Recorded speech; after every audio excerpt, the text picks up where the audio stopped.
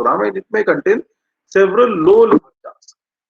Okay, several low-level tasks. In this, what we are understanding is low-level task means the task which are performed on the system or at the physical level or at the machine level. That's what we learned in the past lecture, that it concentrates mostly on the read and write operations, because that happens at the physical level, and that those are the only operations which make really uh, make or really create a conflict for that purpose. Okay, so the transaction in the database system must maintain atomicity, consistency, isolation, and durability. Commonly, they are known as ACID properties in order to ensure accuracy, completeness, and data integrity. Okay, so accuracy means the correct information or retrieval or updation. Complete is complete execution of that transaction, so that all the changes made by that transaction must be reflected properly, and we must be able to maintain the data integrity. Yes. The complete database, the, the changes must be properly in effect on the complete database. Okay, so what are these ACID properties? ACID, A stands for atomicity. Atomicity says that in a form, not in a formal thing, we'll say that okay, uh, transaction must be atomic, or there must be, the transaction must think that I am the only one who is getting executed on this. That means this property states that a transaction must be treated as an atomic unit, that either all of its transactions are executed or none are. Okay, so if a transaction is getting executed, all the operations, all the changes it is making, we need to make sure that it should reach to the end, and if it is not reaching the end, it should not reflect any other changes which are intermediate. Okay, so either all of its operations are executed or none of them are. It's not like two or three are executed and the rest are left over. No, either all or none. There must be no state in the database where a transaction is left partially completed.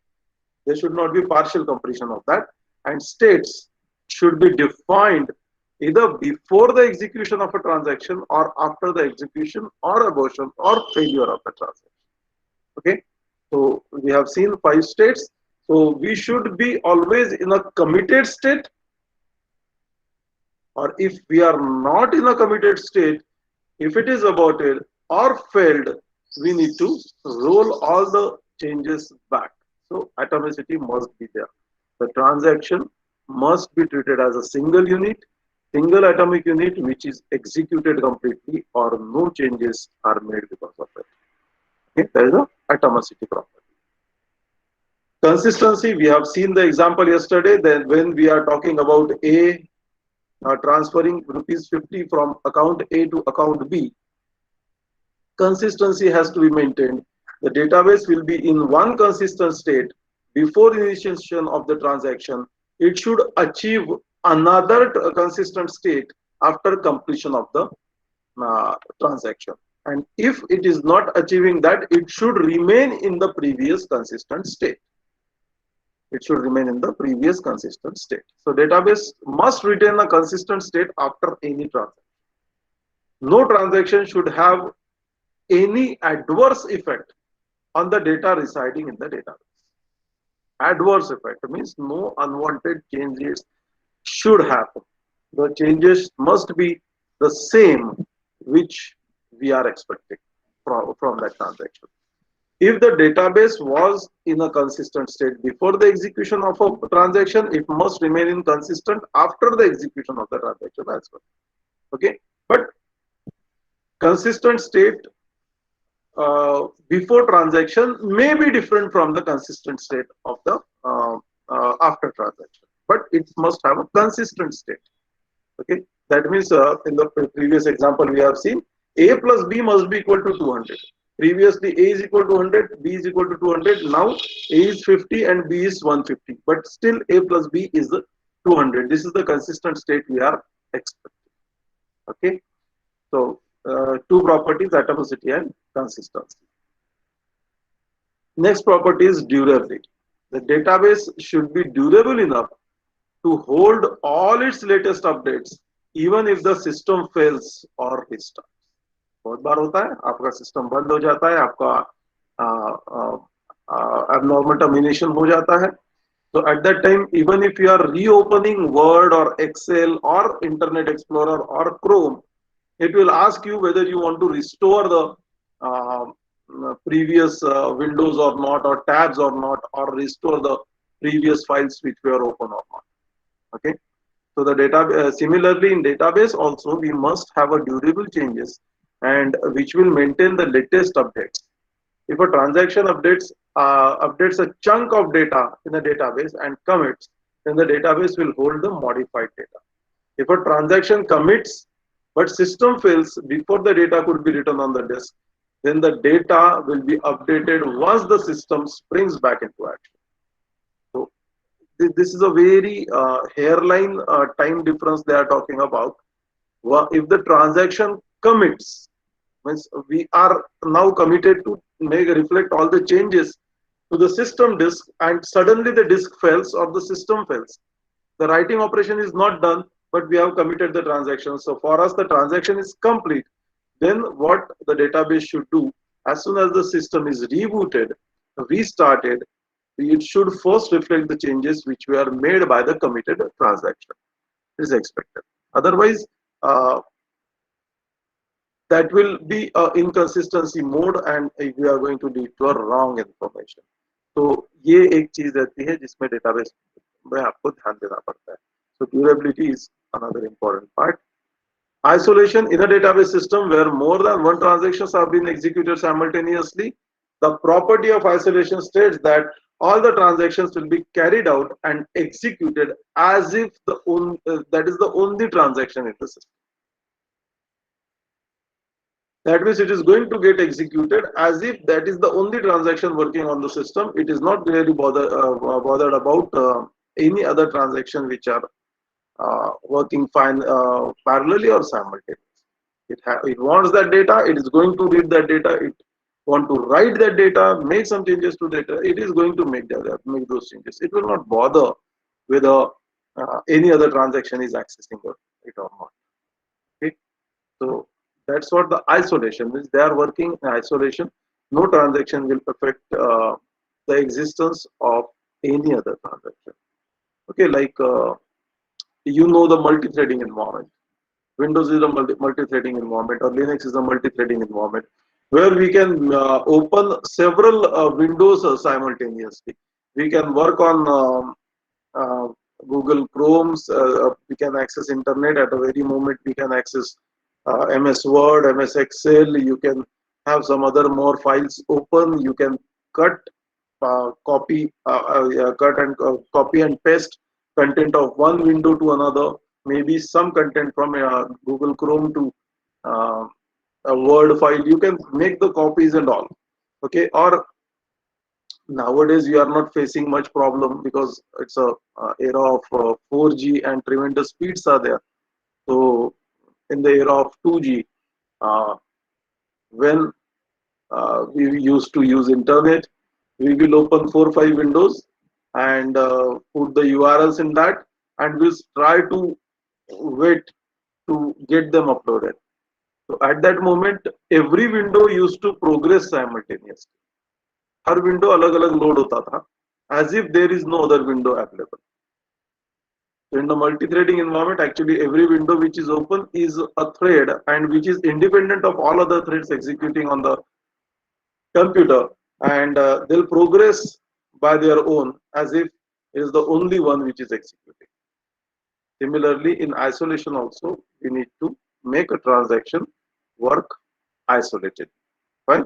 So these 4 properties, which are called as ACID properties, atomicity, consistency, isolation, and durability, are 4 properties which every transaction need to take care. This is kind of important question as far as the university theory paper is concerned. Acid property will be a very common question which will be asked. Okay, explain the asset. You can go through any of the university paper and you can find this question. What are the asset properties, or explain the asset properties of the transaction. Fine. Shall we proceed?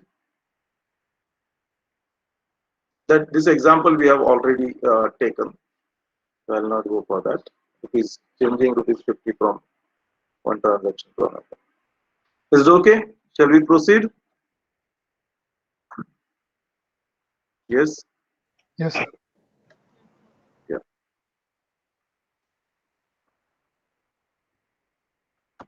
Now comes to an important discussion: schedule. Again and again, I am repeating that there will be number of transactions working on the same database. This is the first possibility, not possibility. This is the actual happening, uh, which we need to take into consideration. Many transactions are going to work on a single database. Second thing which we are taking into consideration is uh, we need to bother about only read and write operation most, because there will be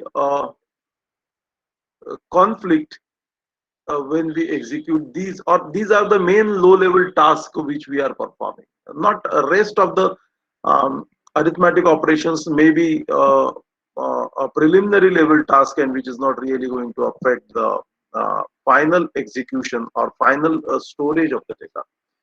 So we need to consider, first is number of transactions are working simultaneously, and secondly, we are more bothered about read and write operations, because those are the low level tasks. Those are the tasks or operations which are directly in touch with the database or physical storage. Okay. Now, third thing we need to consider is, as we said that, okay, a read operation is there and another read operation is appearing on the same data set, same database, there won't be any problem. There can be 1,000 read operations and everyone is going to get the same information. Everyone is going to get the same information because they are simply reading the data. But if there is one transaction which is reading the data and another transaction is trying to write the data, at that time there are chances of conflict.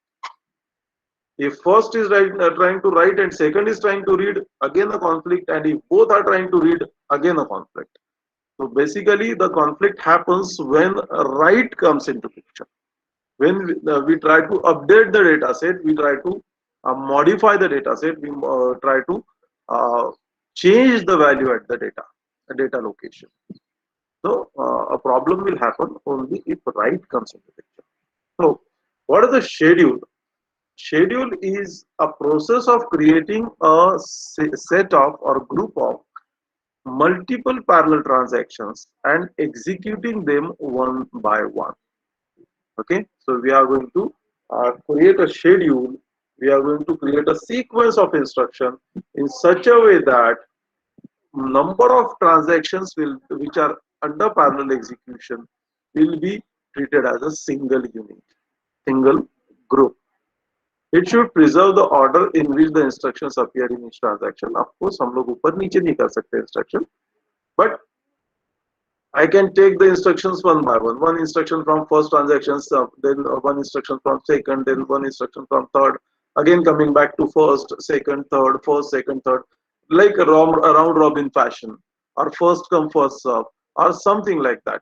Okay, we need to apply a logical way of rearranging the instructions, not rearranging, mixing up the instructions together from different transactions, so that the conflicts will not be happening.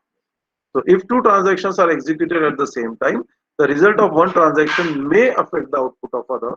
That is why we are scheduling in such a way that it will not happen.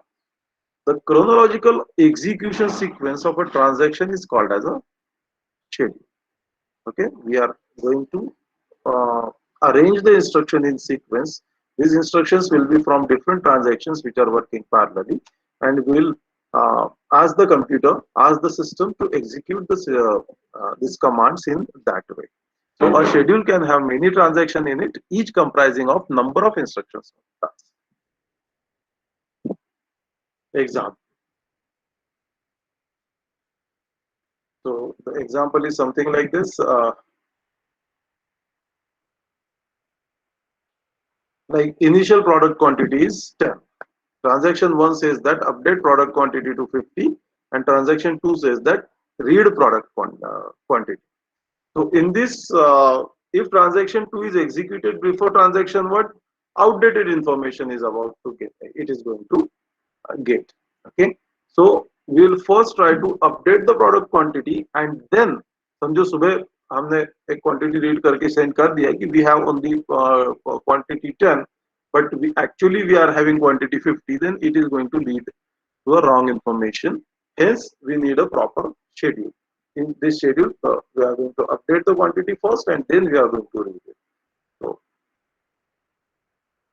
So serializability is the activity which we perform to make a schedule serial schedule. So when multiple transactions are being executed by the OS in a multi-programming environment, there is a possibility that the instruction of one transaction are interleaved with some other transaction. So we create a schedule. We create a schedule which is a chronological execution sequence, and we try to make it serial schedule. So it is a schedule in which the transactions are aligned in such a way that one transaction is executed first, and when the first transaction completes its cycle, then the next transaction is executed. The transactions are ordered one after another. This type of schedule is called as a serial schedule, as the transactions are executed in a serial manner. Okay, so a schedule is a group of instructions which we want to create, and serial schedule means we are going to arrange in such a way that one transaction will be over, then the second will be over, then third will be over. Okay, thus serializability of the schedule can be achieved.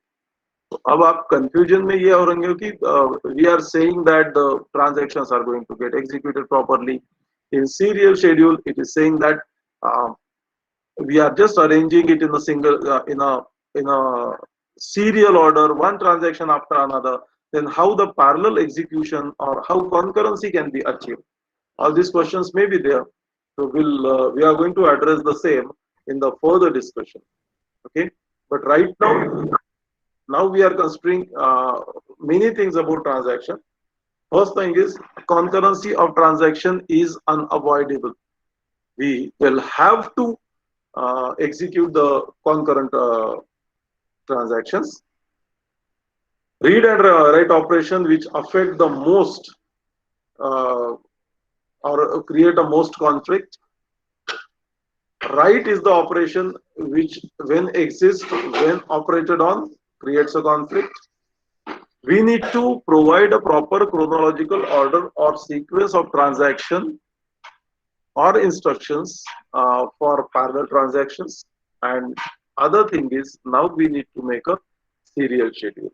So all these things are combined together in such a way that there will be a avoidance of write operation sequence. We are going to maintain the write operation sequence, and rest operations can be executed parallelly. So that will be achieving us the serializability of the schedule. Maybe sounding difficult, we'll just see the examples. Correct schedules, how they are going to work on. All these three schedules are absolutely correct schedules. What we are doing here is we'll see the schedules one by one. These are called as schedules. Your transaction T1 and transaction T2 are executing. Okay, for our understanding, I'll just go for the example. This transaction we are talking about, where x plus 50 and y is equal to y minus 50. So we are adding 50 into x and then deducting 50 from y, and similarly 1.1 into x and 1.1 into y. So this type of two transactions we are taking into consideration. So in this case, now transaction 1, what transaction 1 is doing is deducting reading A, deducting rupees 50 from A, writing A, and adding those 50 into B and writing B there. Okay, this is the first schedule, and the second schedule is reading A. TMP is equal to A into 0.1. A is equal to A minus TMP. So 0.1% is added into B. 0.1% of 10% of A is added into B. So these are two transactions which are taking place. You can see both the transactions are involving A and B. Both the transactions are reading as well as writing A and B. Okay, both things are possible. So what is the simplest method is either you execute T1 first completely, execute T1 first completely, then execute T2 completely. Okay, so T2 completely. So what changes it is going to make, that we'll see. Let us say that A is equal to 100 initially. We'll see that what difference it makes, and B is equal also. I'll write it here so it will be applicable for all the three transactions, and we'll see what how this schedule can produce the results differently. Okay, now read A, it is going to read 100, A is going to deduct 50, and now A has become 50, right? A is equal to 50.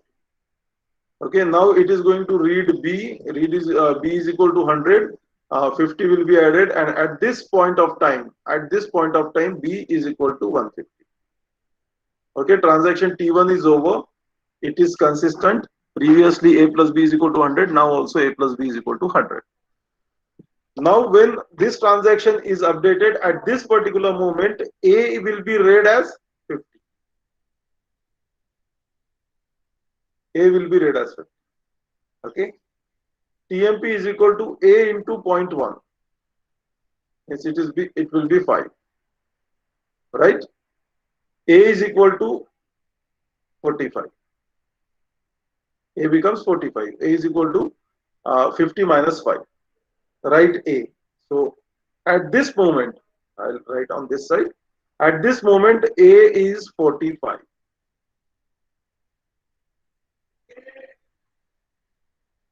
And now we have added read B. B is equal to 150 plus B is equal to B plus 10. So B becomes 155.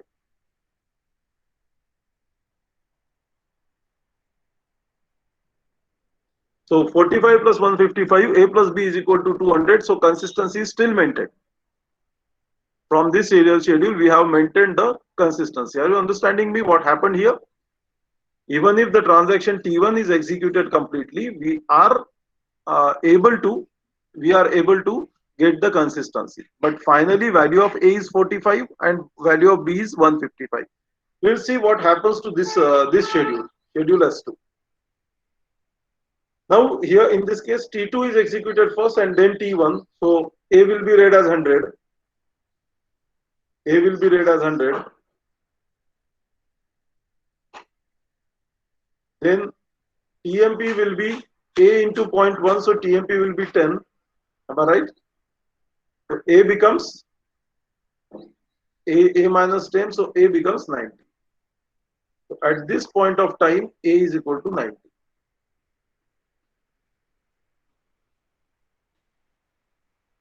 Okay, and B becomes, I'll not go for very small executions. At this point of time, B becomes 110 because that TMP, that rupees 10 is added into B. So again, A plus B is 200. Consistency is maintained. Now we go back to this again. It is going to read A as 90 because A is already written.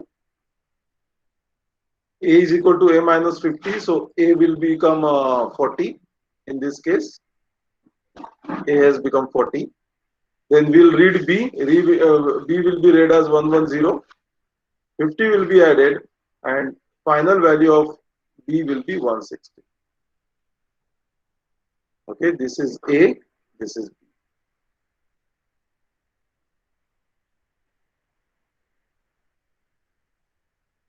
So again, consistency, that is A plus B is equal to 200 is maintained in this case also. In this case also, but what is the change which has happened in this case? In previous case, S1, the final result is A is equal to 45 and B is equal to 155. Here, A has become 40 and B has become 160. Okay. So, it is a correct schedule. There is no conflict happened. The consistency is also maintained. Isolation is also maintained. Atomicity is also done. And durability is also achieved. The changes are final. They are made. Every transaction is executed completely. They executed in isolation. And consistency, that is A plus B is equal to 200 is also maintained, but values of A and B attained by S1 and S2 are different at the end of complete transaction. Then we'll go for the third one. Let us see what happens here. Okay, we have read A as 100, deducted 50. Now here what we are doing, part of T1, then part of T2, then part of T1 again, and then part of T2. So first part is doing all the operations on A for T1. So this is doing all the operations of A, immediately followed by all the operations on A. Okay, and then all the operations on B, and followed by all the operations on B. Now, at this moment, A becomes 50. Okay, with this value of A, we are going to start executing this. So it is going to read A as 50, temp as 5. So A becomes 45. At this moment, we have value of A as 45. Now we can observe that all the changes are reflected on it. Both the transactions are changing it, and we are going to write the changes of A. All the operations of A are over, done by A1 and T1 and T2 together. Okay. In this we can get a feel of T1 and T2 getting executed simultaneously. Okay. So part of T1, part of T2, then coming back to T1, again finishing rest of the part from T2, that way. Now B is read, B is 100 initially, 50 is added, now B becomes 150. Now again B is read as 150. TMP is added. What is TMP? 5. TMP is added into that, and now B, final value of B is leading to 155.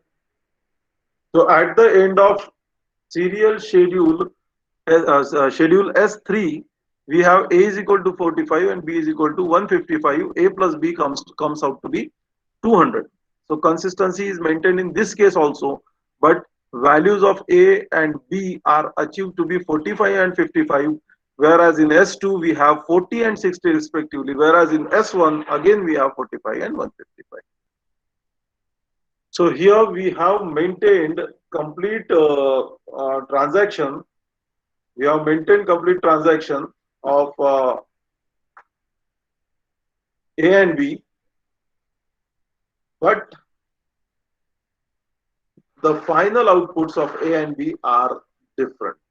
So we can conclude right now is, when we try to make this transfer, the serial schedules S1 and S2 and the schedule S3 is not serial.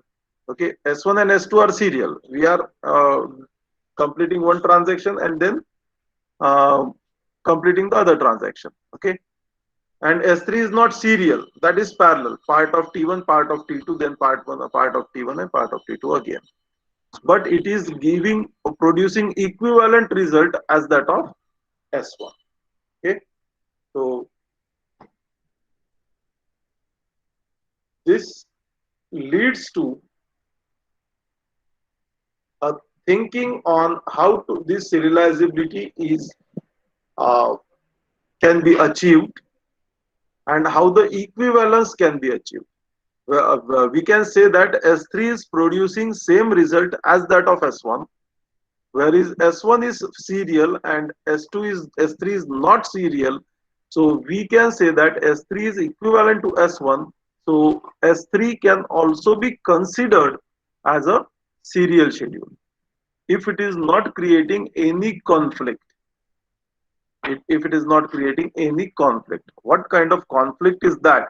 How that conflict is managed, and how the equivalence of schedules can be achieved.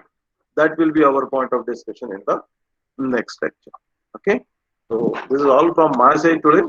If you have any doubts, you can ask, or you can leave if you don't have any doubts.